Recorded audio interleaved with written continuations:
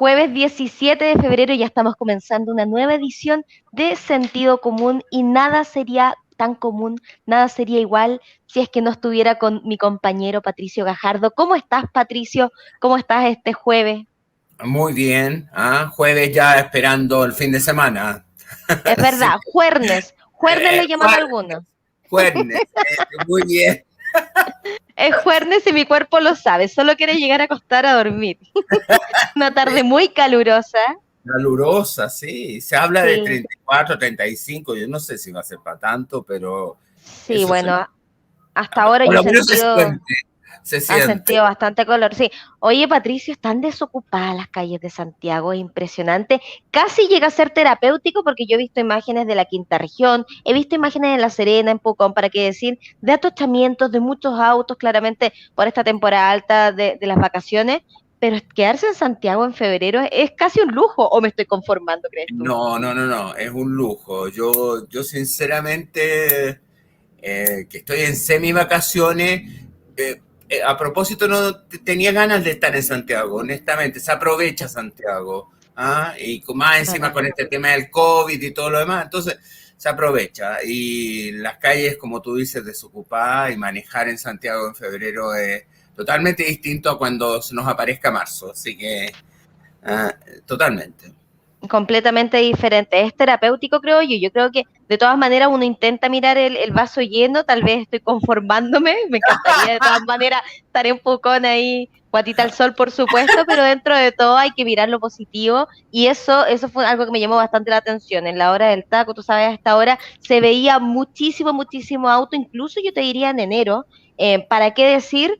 Los febreros anteriores, en medio de la pandemia, donde la gente tuvo que salir a trabajar de todas maneras, sin embargo, se privó de salir de vacaciones, se veía harto movimiento, pero ahora hay un desierto y además contemplando que se vienen muchas entregas de autos. Tú sabes que muchísimas personas, la cantidad, el porcentaje de personas que han comprado autos se ha disparado y muchos de estos autos nuevos están en espera, es decir, están esperando que lleguen los containers. Entonces va a haber una sobrepoblación de autos mayor aún que, Dios mío, hay que prepararnos psicológicamente, creo Ignacia, yo. hay mucha gente que espera casi un año que le entreguen el auto, o sea, es tal el nivel de demanda y no hay el stock adecuado, así que hay gente que está en espera del auto, cosa inimaginable hace un tiempo atrás, pero es así.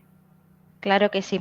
Oye, Patricio, yendo un poco a la actualidad, hay dos Bueno, cosas que a mí me desconcertaron mucho y antes de ir a lo nacional, hay una noticia que está dando la vuelta al mundo y cómo no, porque duele, porque es terrible, porque da para reflexionar, da para pensar tantas de las cosas de las que hemos hablado acá y también tantas de las cosas que aplicamos a diario, sobre todo en la crianza con nuestros niños, porque un pequeño de 12 años, Drake Hartman, un niñito, decidió quitar con su vida en Estados Unidos, precisamente en la localidad de Utah, debido al bullying escolar. Él se sometió durante un año a un acoso escolar fuertísimo, donde los padres incluso alzaron la voz, fueron al centro de estudio para informarlo. Desgraciadamente se reporta el fallecimiento y nada más que porque el pequeño de 12 años, insisto, se quita la vida. Se está formando una campaña mundial. Mundial me refiero a que hay celebridades, a que ha dado la vuelta al mundo, a que tiene un hashtag que dice hazlo por Drake, por este pequeño, en la que busca crear conciencia y por sobre todo, más allá de la conciencia, porque yo entiendo que los niños que hacen bullying son niños también, no creo que sean niños malos, sino más bien son niños que repiten conductas quizás que ven de sus padres o de sus formadores, o niños que no se les ha puesto límites o que no se les ha enseñado el valor que tiene una palabra, qué tanta potencia puede llegar a tener insultar o descalificar o poner un sobrenombre, por ejemplo, Patricio. Me parece que son una de las noticias tristes que uno no quisiera comentar nunca, pero que no se les puede hacer vista gorda. a ver, el bullying, yo te diría que lleva unos años ya que se reconoce, porque por mucho tiempo esta ha sido una práctica común, no es de ahora. Sin embargo, se ha tomado conciencia a partir de casos similares en distintos países. Me parece una situación muy potente. Yo creo que el bullying se genera a partir de la debilidad de un niño. Los niños que sufren bullying en general tienen ciertas características específicas, es decir, suelen ser poco sociables, no se incorporan fácil a su grupo de pares, son diferentes por distintas razones, porque les gusta hacer otras cosas o qué sé yo, y por lo tanto eso genera, porque como los niños muchas veces necesitan más que los adultos, los niños necesitan esa incorporación a un grupo, sentirse parte de algo. Entonces, muchas veces, como tú señalas muy bien, no estoy diciendo que sean malo o bueno, hay en algunos casos que evidentemente son excesos y ahí hay otros componentes de problemas a lo mejor psiquiátricos, qué sé yo, pero en general los niños que hacen bullying lo hacen básicamente a partir de una sensación de poder frente al débil y una sensación de poder frente al débil frente a sus amigos, es decir, yo me la puedo, yo Validarse. ataco, claro, me valido frente al ataque al otro. Y esto ha provocado, no es el primer caso, hay varios países que han sucedido situaciones de esta naturaleza en que el bullying, y ahora con las redes sociales, más encima se hace un red bullying, en la cual... Ciberbullying, claro. Ciberbullying, gracias, Ignacia, eso es. Esto es lo mismo, se entendía de todo. Es terrible porque a la persona se le desprestigia, se le saca fotografía y se les publican y eso tiene una repercusión en los adolescentes particularmente, que es donde más se da este tema, sumamente intenso y sumamente fuerte. Es terrible lo que acabas de señalar de este niño de 12 años, que es un niño, que todavía no es ni siquiera un adolescente, y que manejar una situación de bullying, si es permanente, te diría que una situación casi invivible. Bueno, por algo tomó la decisión que tomó. Claro que sí. Mira, para hacer el contraste porque creo que todo va en la crianza, todo va en la formación, se está viralizando una carta que a mí me fascinó y que muestra, si bien no es de este mismo Por caso, favor. muestra el lado amable, bonito y de cómo poder tener, hacer buenos adultos, formar buenos adultos. Y dice así: todas las mamás deberíamos ser esta mamá que mandó una invitación de cumpleaños. Así se titula y se está viralizando potentemente. Un niño con autismo recibe una invitación y su mamá siente que su corazón se derrite. La historia la cuenta la mamá de Timothy, un niño con autismo que casi no ha asistido a fiestas de sus compañeros porque para sus papás es muy difícil lidiar con la situación, por lo que prefieren no causar molestias. Pero cuando Tim recibió una invitación especial, su mamá escribió esto para agradecer a esa mamá que se tomó el tiempo de hacerlo. Y dice así: querida mamá, tú no me conoces ni yo a ti, pero tu hijo se sienta a veces al lado del mío en la escuela. Timothy tiene un trastorno severo del espectro autista, pero también es un niño de 7 años que ama jugar y con todo su corazón. Él necesita atención extra en la escuela y a veces parece simplemente ajeno a todo lo que pasa justo debajo de su nariz. Él quiere tener amigos, pero a veces no sabe hacer amigos. Él quiere jugar, pero a veces no sabe cómo pedirlo. Él quiere que lo incluyan en las actividades, pero no sabe cómo. Hasta que llegó a mi correo una invitación, una nota tuya con una especial invitación, que dice así: Carter se sienta al lado de Timothy en la escuela y siempre habla de él. En verdad espero que pueda venir a la fiesta. Tendremos un castillo inflable y podemos agregar otro más pequeño a un lado para él. También habrán globos de agua y pistolas para jugar, pistolas de agua. Tal vez Timothy pueda venir más temprano por si llega a abrumarle tantos niños. Por favor, hazme saber cómo podemos hacer para que funcione. Escribiste lo que necesitaba leer ese día sin saberlo, porque gracias a ti y como has educado a tu hijo, el mío está incluido. Gracias a tu hijo, mi hijo se siente querido. Y quiero que sepas que gracias a ti puedo atravesar otro día más. Gracias a ti puedo llegar a otra junta, puedo subir más escaleras y hacer más preguntas. Gracias a ti tengo esperanza en el futuro de Timothy. Y solo quería decirte el fantástico hijo y trabajo que estás haciendo. Sinceramente, se despide ahí la mamá de Timothy, que se llama Nardan Chadul. Me pareció precioso, Patricio, ¿no? Precioso, en serio, lindo, lindo, lindo, y que refleja un nivel de empatía frente a un problema y una enfermedad tan compleja, digamos, una condición, más bien dicho, el autismo, en la cual la persona no logra sociabilizar con otros ni comunicarse con otros. Y son niños que son muy inteligentes, se logran concentrar en muchos ámbitos.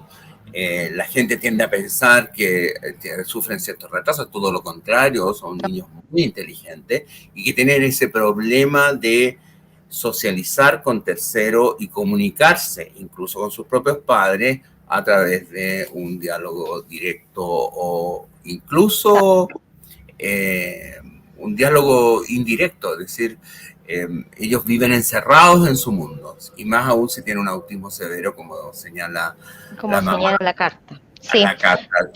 a mí me parece, bueno, una carta que se está viralizando tremendamente ya hace 3 días, pero aún así, Patricio, yo hacía el análisis y decía, bueno, incluso más allá de este caso en particular, que me llega bastante de cerca los niños, las personas con espectro autista, porque conozco varios casos alrededor, sino que también el esfuerzo que uno debe hacer por tratar de integrar al otro, en este caso el buen trabajo que hizo esa madre para que su hijo pudiese entonces normalizar y entender que todos somos diferentes, porque nadie es igual al otro, nadie tiene las mismas habilidades que el de al lado. Y cuando hablábamos al comienzo con lo del bullying, que es un temazo, yo Sí. pensaba, el concepto del bullying, como tú bien dices, es muy nuevo, pero el bullying se hace desde hace muchísimo Desde tiempo, siempre. solo Lo que que pasa es antes que no se percibía.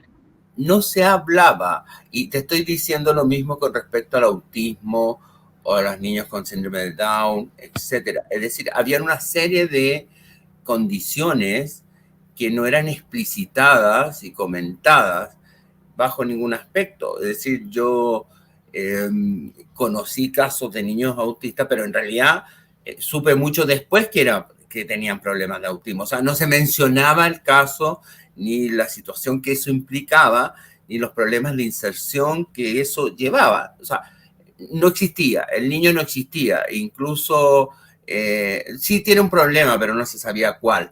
Ahora por lo menos, y esa madre que mandó esa invitación que me parece notable, notable no solamente por la invitación, sino que por la preocupación y la percepción de hacer todo lo posible para que, conociendo el caso, el niño se inserte, si se va a sentir abrumado porque ve muchos niños, porque es verdad que los niños con autismo se sienten abrumados, Claro, con porque pistolas de agua, bombitas de agua. claro, con cosas y simultáneas, ellos viven en su mundo, entonces por lo tanto, pero quieren integrarse, quieren jugar, quieren hacer igual las cosas que los demás niños.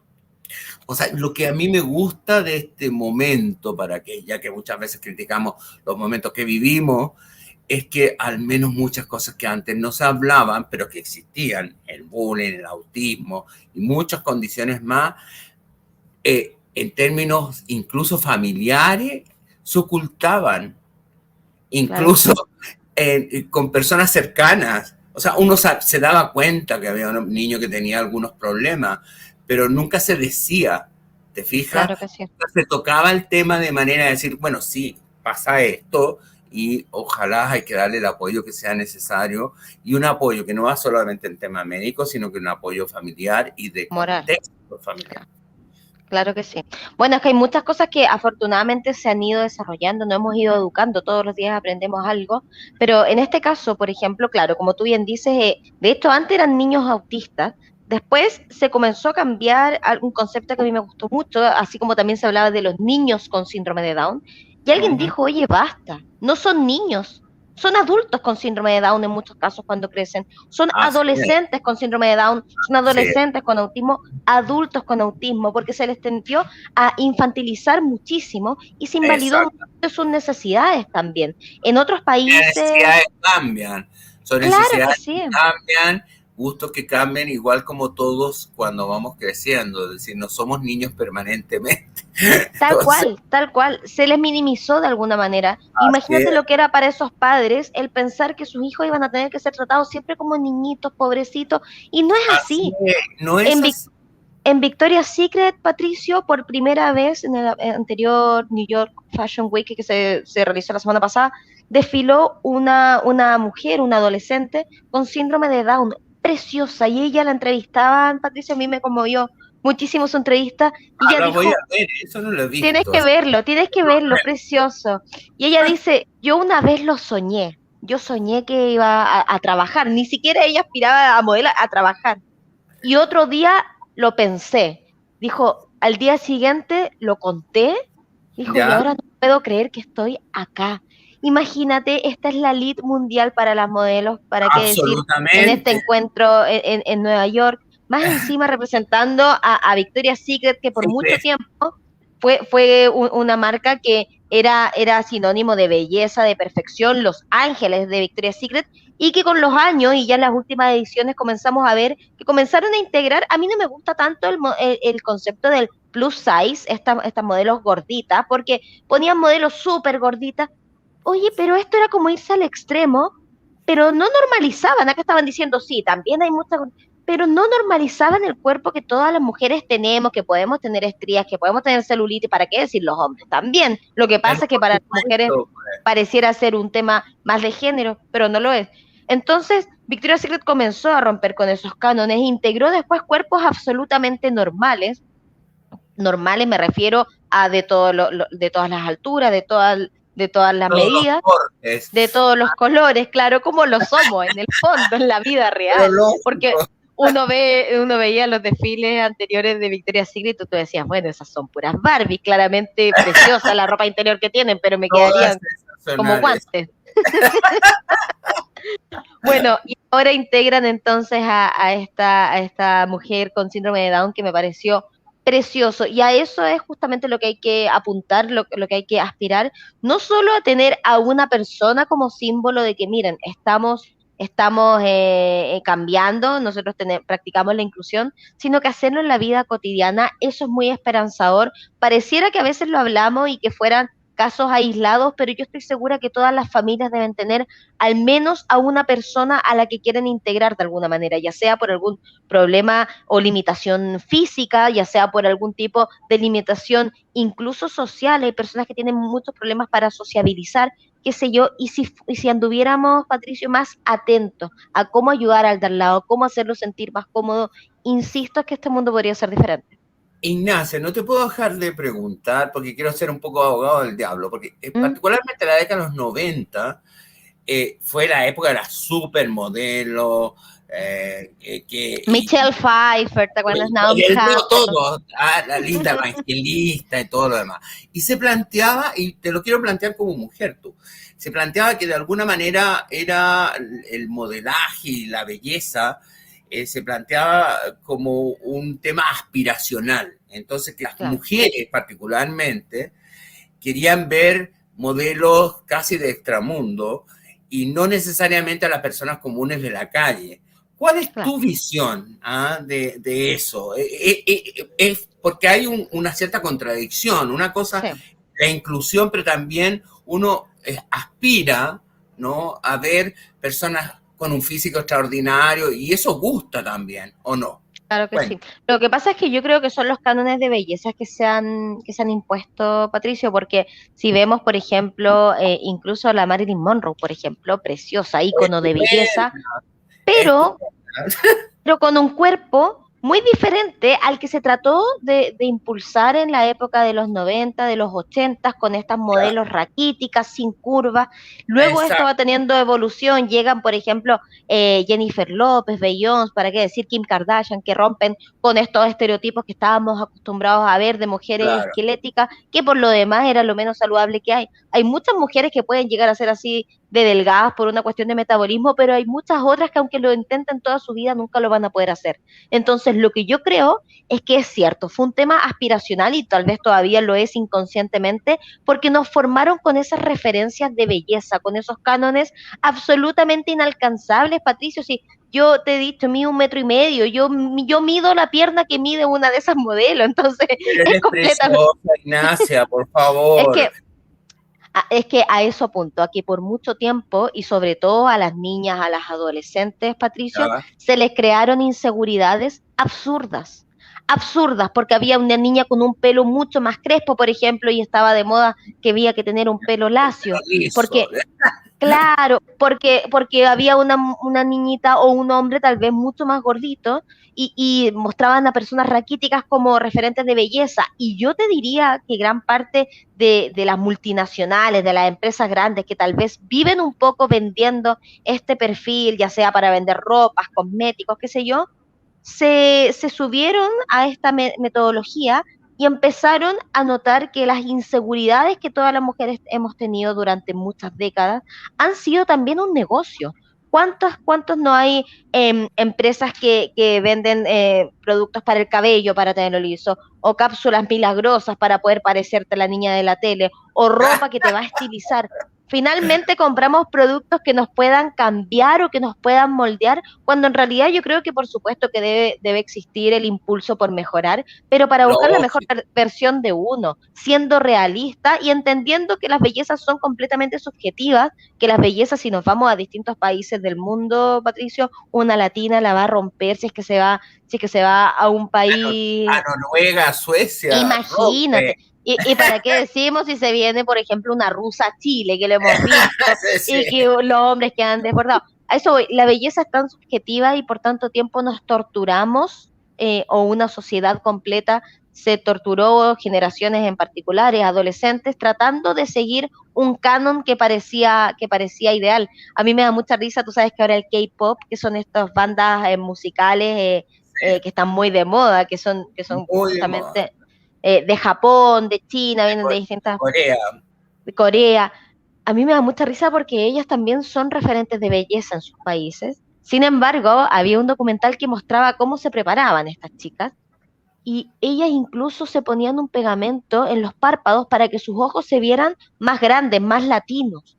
Entonces, imagínate, empezaron a deformar o a moldear esta belleza, siendo completamente inalcanzable para las propias adolescentes que la siguen y que tienen su misma genética, ojos rasgados, por ejemplo, que no tienen absolutamente ninguna curva, tú sabes que son sumamente delgadas genéticamente, tratando de ponerse relleno, tratando, bueno, la cosa es que yo pensaba, esto se da absolutamente entonces en todas las realidades, en todos los A países, la en todas las cultura. culturas. Finalmente uno empieza a crear un imaginario, Patricio, que está bien, yo insisto, uno debe tener su mejor versión, por supuesto, uno que debe Por estar supuesto, uno cómodo con tiene su que cuerpo, preocuparse y reforzar tratar el de ver lo autoestima, mejor posible. ¿Te claro, fijas? sí, Ahora, pero siendo realista. exacto, siendo realista y primero gustándose a sí mismo. Yo creo que es imposible tratar de verse bien si uno no se gusta a sí mismo. O sea, con sus limitaciones, con todo, pero gustándose. Aceptarse y quererse, ese es el. Quererse, ¿cierto? Y Porque si si no, uno, y si uno no se acepta porque no te gusta un rollito, porque no te gusta algo, uno lo puede mejorar siempre que sea algo saludable y recomendado en exacto. manos de profesionales. Y a propósito, tengo una buena recomendación.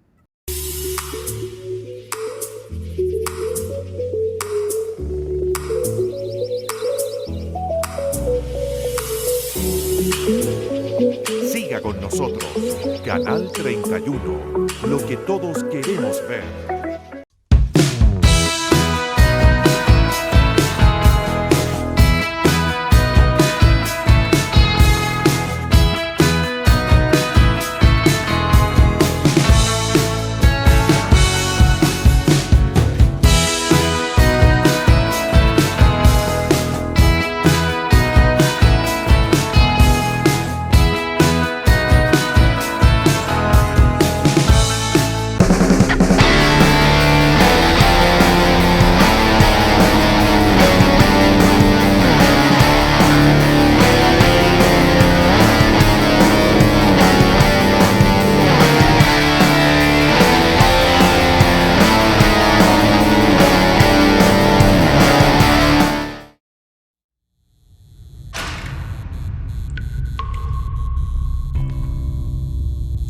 En los momentos más difíciles, cuando vemos todo negro y perdemos las esperanzas, se abre una línea directa.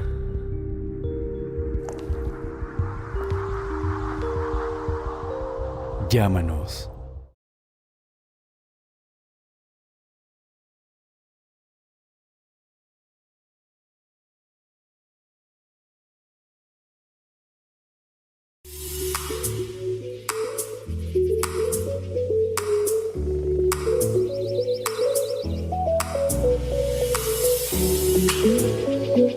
Siga con nosotros.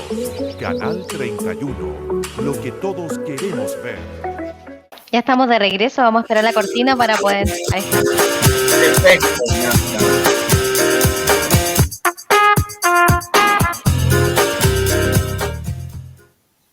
Y ya estamos de regreso, Patricio, y la verdad es que desgraciadamente no podemos poner la basura bajo la alfombra, no podemos hacernos los tontos con un elefante dentro de la habitación, hay que hablar de actualidad, nos guste o no nos guste, Patricio. Yo he visto una cantidad de transmisiones, anoche hasta muy tarde, la transmisión de la Convención Constitucional, con estas votaciones donde se aprobaron entonces los primeros artículos, y me gustaría si es que me pudieras explicar en sencillo para que todos entendiéramos, porque la verdad es que son tantos conceptos nuevos, es un proceso completamente diferente el que estamos enfrentándonos en la escritura y en hacer esta nueva Carta Magna, que uno se pierde, es bien sencillo decir, a ver, ¿cómo? ¿Qué están votando ahora? ¿Nos podrías explicar en fácil qué está pasando? A ver, dos cosas pasaron ayer que es importante. Una, la votación del concepto de Estado, ¿no? ¿Cómo nos vamos a articular administrativamente? Nosotros somos un Estado unitario, es decir, con regiones, provincias, que a partir de incluso de la época de la dictadura militar se reestructuraron, pero se plantea un concepto complejo, es como un Estado, y se votó y se aprobó. Eso es importante. Es como un Estado federal encubierto, porque se le entregan atribuciones a las regiones, se supone que van a tener asambleas legislativas, las cuales van a tener que ser vueltas a aprobar y van a tener que ser motivo de ley posteriormente para ver cómo funcionan. Pero estas pueden incluso generar impuestos en las regiones, generar iniciativas que impliquen gasto, incluso empresas públicas. Entonces, en cada región va a haber una asamblea legislativa con una especie de congreso regional. Lo que pasa es que eso puede funcionar muy bien y yo por eso que me sorprende un poco que no haya sido ya derechamente un Estado federal con todo lo que eso implica y salir del Estado unitario. Bueno, esa es una primera parte que yo creo que va a ser muy compleja en términos, además, que hay regiones que son con una población muy mínima, para qué decir Aysén o Magallanes, claro, con 100.000 habitantes, con 80.000 Aysén, versus la región metropolitana que tiene más de 8 millones de personas. Entonces, estamos hablando de una desproporción. A eso le sumamos, no fue votado ayer, pero sí genera una posibilidad de concentración de poder, el tema de la eliminación del Senado, el aumento de los miembros de la Cámara. Esto de unir las dos cámaras, ¿no? Claro, es más que unir las dos cámaras, es generar una cámara unicameralmente, pero eso se va a discutir mucho, eso no se votó ayer, por favor. Eso todavía no está resuelto. ¿Tú qué opinas al respecto? Porque yo he hablado con varios especialistas y me dicen, no es lo mejor porque en el fondo las cámaras lo que permiten, estas dos cámaras, es ser un filtro. Es ser un filtro que logran entonces equilibrar cualquier tipo de idea, ya sea rechazarla o mejorarla en el caso de que se ingrese a votación.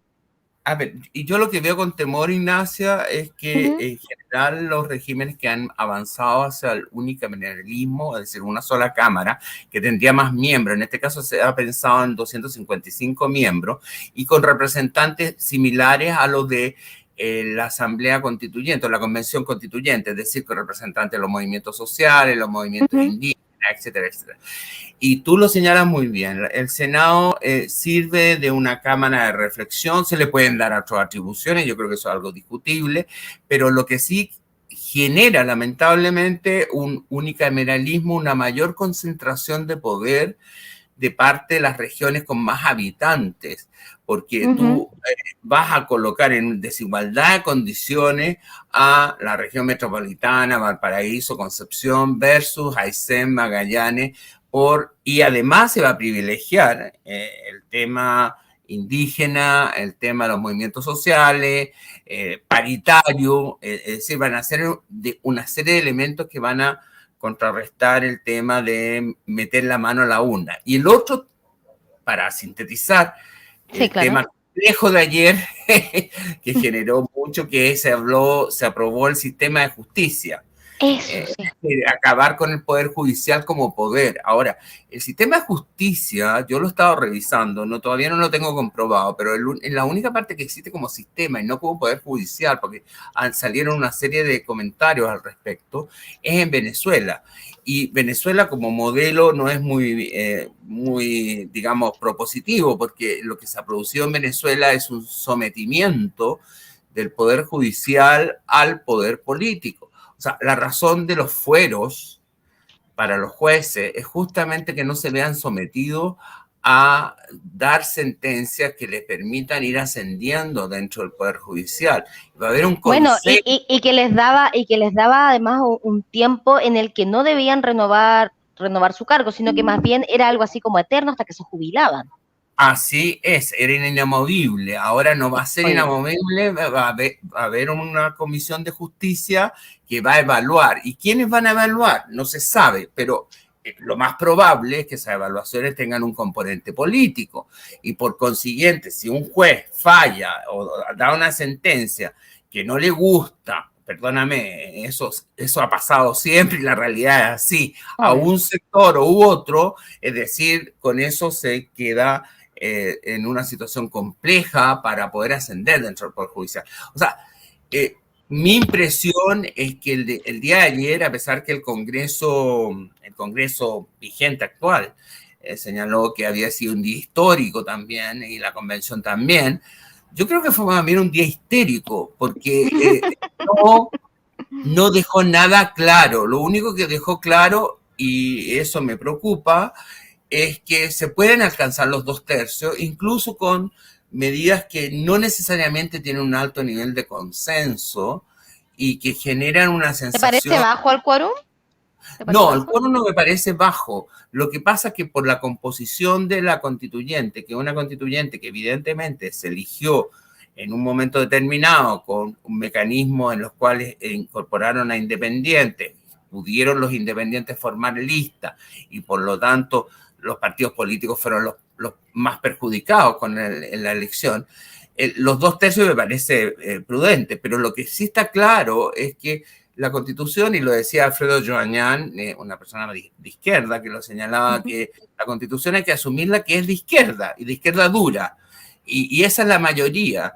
Y en el fondo, entonces, los 2/3 y los sectores más moderados, que no son muchos, pero que los sectores, no estoy diciendo esto, estoy hablando tanto de los ex concertación o sectores de ese tipo, virtualmente no tienen ninguna capacidad de incidir o influir. Y lo que se probó ayer es que los 2/3 sí se podían alcanzar con muchas cosas que realmente no sé si quedan claras para la población y generan Yo un creo cierto... que no, ¿ah? Yo Esto, creo que no quedan claras. el sistema judicial indígena generó un montón de dudas y tú me imagino que la tienes que haber visto en las redes sociales. Sí, por Bueno, supuesto. ¿qué pasa si Repercusión tremenda. una persona, una aymara, mata a un huilliche? ¿Dónde va a ser o cómo va a ser juzgado? ¿O qué va a pasar con las organizaciones terroristas, violentistas en la Araucanía? Van a ser juzgados. Para mí se debe unificar el sistema judicial. Bueno, pero es que es evidente. O sea, Somos todos ciudadanos, o sea, debemos estar bajo la misma franja es que se termina algo importante. El mismo país, las mismas leyes. La igualdad leyes. ante la ley. Estamos cayendo, y eso es una opinión personal y la tomo. Bueno, la justicia militar era diferente, y era lo que ahora se está buscando cambiar. Bueno, ok, pero modifica eso si tú quieres llegar a... Nivelemos hacia arriba. Pero estamos en un país que es mestizo, aunque no lo queramos reconocer. Y ahora va a ser más mestizo que nunca después de... Y ahora se está generando un indigenismo extremo que están tratando de implantar virtualmente, invertir si hubo racismo hacia los indígenas, ahora entonces el racismo hacia los mestizos, que somos todos los chilenos. Bueno, hay mucho que conversar ahí, pero para no caer en densidad, yo te digo que lo de ayer fue preocupante y hubo varias declaraciones de sectores que apoyaban de manera muy entusiasta a la constituyente, como Mario Weisblut y también Agustín Esquella, sectores que no son para nada de oposición al apruebo ni nada de eso, que estaban espantados con lo que estaba pasando. Y todo indica que eso se va a ir en una postura de posiciones más ultra y que esta supuesta idea de que en los plenarios iba a resolver el tema parece que no está dando resultados. Eso espero haber sido lo más gráfico. No, lo más claro que hay, Patricio, lo que pasa es que todo es muy confuso, entonces hay que irlo decodificando, hay que irlo desenredando para tratar. Sí, realmente difícil, y eso es sumamente complejo en medio de este proceso, Patricio, que desde mi gusto debería ser lo más aterrizado a la sociedad posible. Todos tenemos que entender muy bien qué es lo que se nos está ofreciendo en esta nueva Carta Magna, porque recordemos que el plebiscito de salida, que es con voto obligatorio, tenemos que tener completa claridad de qué es lo que vamos a apoyar o rechazar. Ignacia, tú como periodista lo sabes, yo creo que aquí había una falla comunicacional gravísima. Tremenda. Y bueno, además, la misma directora de comunicaciones renunció hace poco. Renunció por problemas, porque veía que no había voluntad de comunicar, y yo creo que la comunicación, más aún en estas materias, era fundamental. Es fundamental. El plebiscito salía, como tú señalas, ayer fue un día de confusión, nadie entendía nada, hay un montón de cosas que no están resueltas, y que por lo tanto, en vez de ir generando certidumbre, genera mayores niveles de incertidumbre. Claro que sí, Patricio. Todo partió, porque ayer vimos esta transmisión eterna, todo me da mucha risa porque en Twitter todos siendo comentaristas y nadie entendiendo mucho, pero todo comenzó 24 horas antes, cuando se aprueban entonces los 14 artículos de 16, que yo acá tengo la lista, pero que tenemos que entender qué son estos artículos. En el fondo lo que se está haciendo es poner las patas para poner una mesa encima, en el fondo, ¿no? Es poner las reglas de cada uno de las aristas que se va a tomar. Porque ya estamos en una etapa, más que poner las patas en la mesa, a mí me da la impresión de que se está poniendo la mesa sin las patas, porque el problema, Ignacia, es que ya se están tomando decisiones que sí o sí, por ejemplo, el Estado plurinacional, con territorios autónomos, con comunidades indígenas, con sistemas judiciales duales, eso ya está aprobado. Ahora, hay que implementarlo, evidentemente, entonces hay que ir a refinar el cuento y cómo se va a implementar, que eso evidentemente ayer no quedó claro, y yo diría que, como tú lo señalas muy bien en esta transmisión interminable, lo que quedó fue que estaba todo confuso. Incluso, disculpa, le preguntan a la misma Elisa Loncón, ex presidenta de la y de los pueblos originarios, le hacen una entrevista ayer y le preguntaban, bueno, ¿qué pasa cuando una persona aymara comete un delito en la zona de la Araucanía? Y ella no supo contestar, o sea, dijo, bueno, es eso creo que ni ellos lo entienden bien. No, ese es el tema. Entonces, ¿cómo esperamos que lo entendamos el resto de los chilenos? Disculpa. Imposible. Tú como periodista, es verdad que el problema comunicacional es grave. Patricio, tremendo. Y yo ayer me agarraba la cabeza porque decía, Dios mío, si nosotros, que somos los comunicadores encargados de explicar esto, no lo estamos entendiendo, pero porque ni ellos lo saben, porque se les pregunta y ni ellos lo entienden, ¿cómo lo va a entender entonces la persona el resto de las personas que trabajan en otro tipo de cosas, que no está todo el día tratando de entender este proceso y que va de todas maneras tener que votar de manera obligatoria? Patricio, se nos fue el tiempo. Qué pena. Pero ¿sabes qué es lo bueno? Vamos a poder seguir hablando de esto porque necesitamos entenderlo, necesitamos poder al menos contribuir en medio de este proceso para que la votación sea lo más responsable y lo más informada posible. ¿Te parece? Me parece, pues. Nos despedimos en sentido común, regresamos mañana, ya se nos está yendo la primera semana. Recuerden que la doctora Cordero y Juan José Lavín se encuentran de vacaciones, pero acá los humildes servidores continuamos acompañándolos. Que estén muy bien, nos vemos mañana. Chao, chao. Que estén muy bien, chao.